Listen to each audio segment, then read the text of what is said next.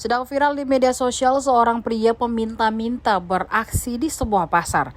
Beredar video yang memperlihatkan seorang pengemis berpura-pura cacat di salah satu pasar tradisional di Bandar Lampung. Hal tersebut menjadi viral di media sosial TikTok dan juga Instagram. Pantauan tribuntimur.com dari akun Instagram @terangmedia, terlihat seorang pengemis yang berpura-pura cacat sampai tiduran di bawah sembari meminta-minta. Ia menjulurkan tangan seperti meminta-minta, pelaku kemudian meletakkan kotak untuk penyimpanan uang. Aksinya itu cukup menggugah hati banyak masyarakat yang lewat.